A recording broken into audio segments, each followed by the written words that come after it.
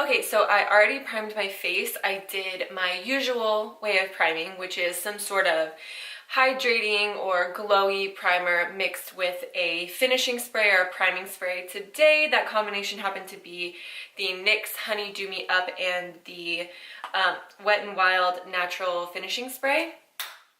Love this combination. So I'm nice and sticky and shiny, which is how I like to be. So we're just gonna get into the foundation. I am gonna do this kind of like get ready with me style, so I hope that you don't mind that too much. I think that foundation's too dark, but we'll figure that out. So yeah, so what I'm gonna work on is like a full coverage kind of base with some glow to it. Let me actually get a different foundation. There we go, that'll be better. So I do want to work on a full coverage flawless face. This isn't going to be natural makeup by any means, but it will be, what would you call it? It's not natural, like it's natural in the way that I'm not going to be, you know, sculpting out my cheekbones or anything like that. It's just going to be nice and dewy and bronzy, but it's still going to be very full coverage, so it's not going to be natural like, oh, just a tinted moisturizer and that's it, if you know what I mean. And then because of my shaved head, sometimes you can see a line of demarcation, so I pat right over my hairline with whatever's left on my beauty blender. And then I usually put on my primer with a brush just because I don't like getting my hands dirty. And then I'll just go ahead and blend that right into my head. Then I'm gonna go in with a concealer that's quite a bit lighter. I do wanna be pretty highlighted today. Any concealer that you love will work. I'm using the Instant Age Rewind from, what is this from? Maybelline. And as you can see, it's a lot lighter, but don't you fret. Also, my foundation is a little bit dark, so this is all gonna work out in the end. I'm gonna take that actually on my jawline as well. Just gonna kind of highlight that a little bit. I'm just using the same beauty blender that I used for my foundation to kind of marry that together. And even though I'm gonna work on being really glowy, if you do the same steps just with, you know, satin or matte products, it's still, because you have the light and dark happening, it's still going to give you a highlighted effect. So, wow, I look crazy.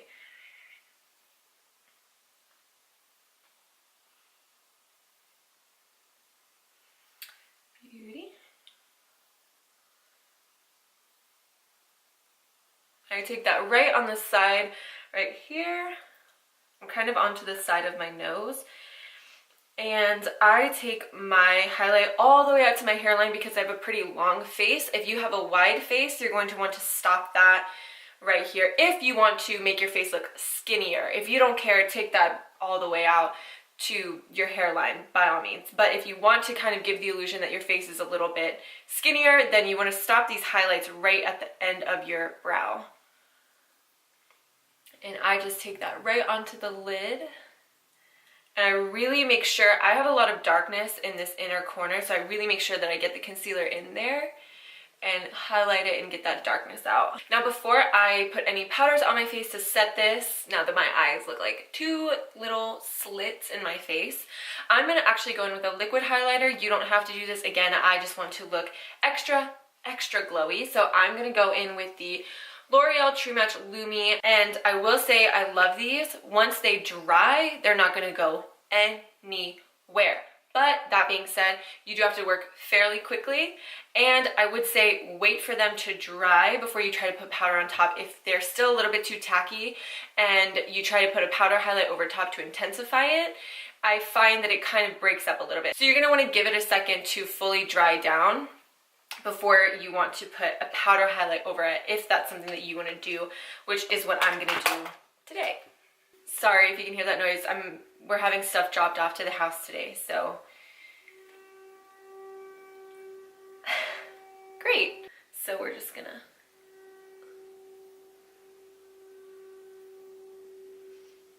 and I'm taking this on my brow bone above my brow bone. So pretty.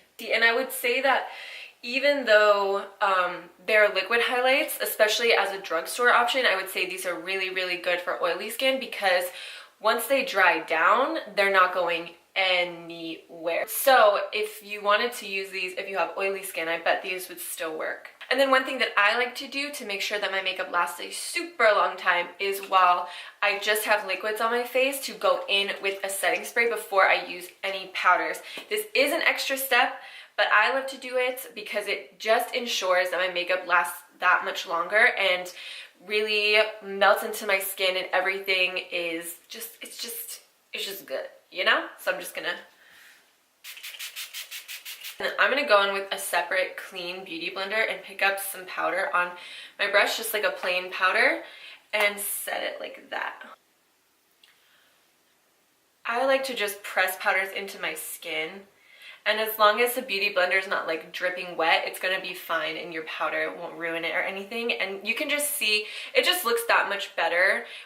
And it emphasizes the highlights where you want them to be when the other parts of your eyes or when the other parts of your face that you don't necessarily need to be highlighted are matte like this.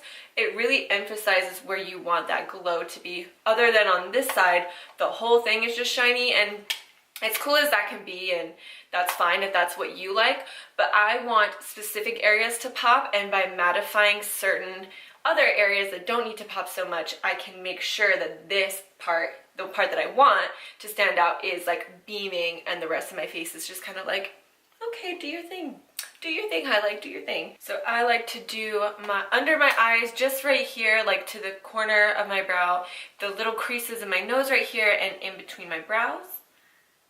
I personally don't mind if the middle of my forehead is shiny, so I don't worry too much about powdering that. But if you want your forehead to be more matte, then be my guest. And then I do my laugh lines, and like right here on the side, because I like my chin to be shiny. If you have oily skin, you probably don't want that because that's one of the areas you get oily, so you can powder that whole thing if you want. And that is all for now. At the end, if I feel like I want certain other areas to be a little bit more matte, then I will powder then, but for now, I'm good. So I'm gonna go in with my highlight first. I tend to like to do this because I feel like it's much easier to blend your highlight in if you do it first and then do bronzer and then blush over top. And then sometimes if I wanted to pop a little bit more, I'll take like a very light color and do it just right here in the very small like nickel size area to really get like a beam of light with the rest of it really blended out. But I always find it really hard to do my bronzer and then do my blush and then have to blend like a stripe of highlight over top. So I like to do my highlight first. I am kind of, not that I'm disappointed in myself, that's not really the right words, but just heaven. My last video, not that it was the worst video on the face of the planet by any means. I think I did okay. I like how the makeup turned out. I know that I can do better. I know that I can edit better. I know that I can make better videos. It's just my time restraints. And I don't want it to sound like I'm complaining or making excuses. I would never ever complain about this. This is my favorite thing that I do is make videos. It's so fun for me to do this, and I absolutely love doing it. Don't get me wrong. And I don't want it to sound like an excuse either. But I mean, this isn't like my job or anything. I do this on my free time because I think that it's fun. But because I want to stick to my schedule of uploading on Tuesday and Saturday, sometimes it leaves me with one day to make an entire video or one day to edit. And, you know, for me, it just, sometimes the time constraints leaves my videos with a little bit to be desired because I just don't always have the time to make the video as great as I want it to be, and it just sucks. It just sucks. I only say this because it comes across as inconsistency to me, and that's the last thing that I want y'all to feel, that I'm inconsistent because I don't care. I'm inconsistent because I don't always have the time. Like today, I'm filming this in the morning as I'm getting ready. I have stuff to I do work mostly from home, but I have to leave my house today to go do a bunch of stuff, and when I get home, I'm gonna edit this video and upload it tonight. So some days it's just like that, which means that I don't have all the time in the world to make a cool intro and do awesome shots and put in, you know, detailed things into the video like I want to. If I had it my way and this was my full-time job, every single video would have a killer intro. Every single video would have great shots of the products and all of those things, and would be very well edited, and the angles wouldn't be so shit all the time. But that's just not my reality at the moment. I am working on it though. I am doing my best to try to figure out what's gonna work for me as far as being able to pre-film and stuff like that. I'm working on that part of it. So hopefully soon you're gonna start seeing a little bit more consistency as far as my editing goes, hopefully. But if you've seen inconsistency so far, I do apologize, and that is why. So I'm now just taking a little bit of this darker shade mixed with this one, yeah, this one, and putting this where I would normally bronze. I really like to do this because I can tend to be a little bit heavy-handed with my highlight, if you couldn't already tell. So I like to go in with kind of a bronzy highlight, and this is also a really good way because I know a lot of people who don't want to get palettes like this or like the Anastasia palettes because it has a range, oh my god, because it has a range of shades, which is wonderful if you're a working artist. It's amazing to have one palette with a lot of different shades for different skin tones. But as a regular person who's only doing makeup on themselves, sometimes you get these and you're like, I'm only going to use 2 of the shades because they don't match me. You know, this dark bronzy highlight isn't going to work on me because I am an N1 to 2 in every single foundation. Like, I'm just pale, you know? So what I like to use those for is kind of like a pre-bronzer. I put them on in the areas, especially on my forehead and kind of down the side of my face, where I would normally put my bronzer. So it's like, at first it looks like a highlight, but then once you put a satin or a matte bronzer on top of it, it just looks like a little bit of a glow. It's like a little bit of a glowy bronzer, and I think it looks absolutely gorgeous. So it just looks kind of like a lot because you're putting a highlight on your face in a place that you would normally bronze or contour. I don't know when it cut off. Hopefully, oh no, I don't know when it cut off. Dang it! It just looks like glowy, beautiful, bronzy skin once you get the bronzer and the contour on top. So gorgeous. So if you're struggling with a palette and you don't know, you know, how to use some of those more bronzy highlights, that is an option for you. Now I'm going to go in with some bronzer. So I'm just going to put this and start bronzing up my face. Kind of go over here.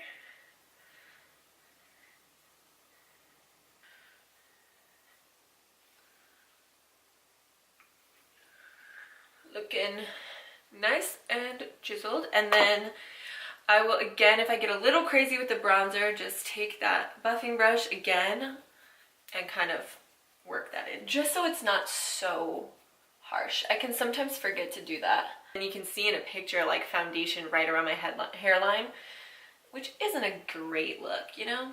I mean, you can still kind of tell that there's like bronzer there, but at least it's blended, if you know what I'm saying. So I'm actually going to shoot off camera and do my brows, and then we will get back to this face look really quick. Now for this look, since it is skin focused, I'm not doing any single thing on my eyes, like as far as eyeshadow goes. I just make sure that I put the concealer and powder on top so that there's no discoloration, and I'm going to highlight with the same colors that we used on the face. That way it looks really cohesive. If you feel like you need a little bit of definition in your crease, you can go ahead and just take the bronzer that you use and toss it in there. I'm just going to take this little eyeshadow brush and the same highlights, this one and this one, and do the brow bone and the inner corner of the eye. just so that that highlight looks cohesive throughout the entire makeup look, if that makes sense. And if you have oily skin, or if you don't like to highlight as much as I do, you will get the same effect using a satin highlight, or just using like a face powder or something like that that is a few shades lighter than your skin, something that's going to make it pop a little bit. It doesn't necessarily have to be shiny like this. So just keep that in mind. You don't have to do everything with the exact same products or the exact same like shininess level by any means. This is just kind of show you how to do it, and then you can tailor it to what you like your skin to look like, whether you like it to be as shiny as mine or super duper matte or somewhere in between. Just go ahead and take that brush as well, right on the middle of my nose. So pretty.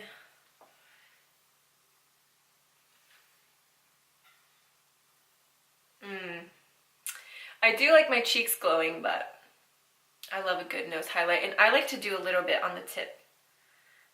Well, a lot of it on the tip of my nose. I like it. Some people hate that shit. Do my little Cupid's bow. That kind of gets covered up later because I overdraw my upper lip, but it's okay. And I'm actually going to go in with a mixture of this one and this one. But you can just use whatever like your favorite blush is. I'm using the same brush that I use my bronzer for, just because I just like doing that. I think it always just blends a little bit easier when you do it that way. Ooh, it smells good. Bing, bing, bing. So gorgeous. I'm definitely a blush girl, but if you don't like a lot of blush, then obviously don't do it. I think, oh my god, I need to stop saying that. If you don't like it, then don't do it. But I think it's because I've gotten so many comments, not even that many, but a few comments on Facebook, people saying stuff like, oh, that's too much, or that's too that, or that looks bad, or whatever. Well, I mean, just because you don't like blush or you don't like highlight on the tip of your nose doesn't mean that I can't do it. I do makeup the way that I like it on me. If you see my makeup and you like everything about it except the highlight on the tip of my nose, guess what? You don't have to do it that way. You can leave off the highlight on the tip of your nose, and you don't have to say anything about it.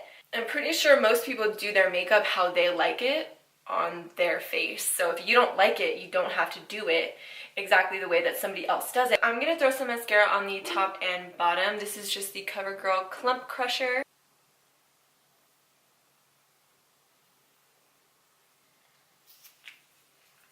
Oh, just see how much better that makes the whole thing look once you have a little bit of mascara on. It's crazy. So what I'm gonna do is a red lip, because that's kind of like the brightest color that I have. But of course you can do this with any color, especially for like the summer. A nice hot pink or hot orange would look really beautiful and summery, as well as a red. Or what I always think looks really sick, if I had a black lipstick, that's what I would be doing right now. I just don't have one. A black lipstick, or like a really dark purple or dark blue, or even like a dark green or something, would look so sick and like simple but still grungy. Oh, I love the way that looks. Like nice, nice clean flawless skin, nice brows, and like a black lip. Oh, that looks so sick. I need to get a black liquid lipstick pronto, because that would look so freaking cool with this look. So I'm gonna go in with red, and my favorite way to wear red is with a darker lip liner. You don't have to do that if you don't want to. I'm gonna quit saying that right now. I actually need to go grab my sharpener. I own 2 NYX lip liners, and the rest of these are all Milani. They're beautiful, they're gorgeous. I love them so much. They glide on, the pigment's great. I love them. They last forever. They are a wood pencil, so you have to sharpen them. If you don't like that, then you probably won't like these, but I personally don't like the roll-up lip liners. So if you go for a wood lip liner, I recommend the Milani ones. They have a great range of colors. I think there's 12 to 15 that go from very pale to very deep. This isn't even the deepest one. This is like a dark purpley maroon kind of color, Bordeaux. Absolutely gorgeous. So I can't really talk while I'm doing it. So what I'm gonna do is line my lips and completely fill them in with this dark purpley Bordeaux color. And then you'll see me go in with this over top, and it looks absolutely stunning. You can always match your lip liners completely to your red lipsticks if you want to, but if I am being honest, I always, no matter what color I'm doing, will go in with a darker lip liner and then a couple shades lighter of a lipstick, because it just gives like a nice sculpted look, in my opinion. So we'll do that.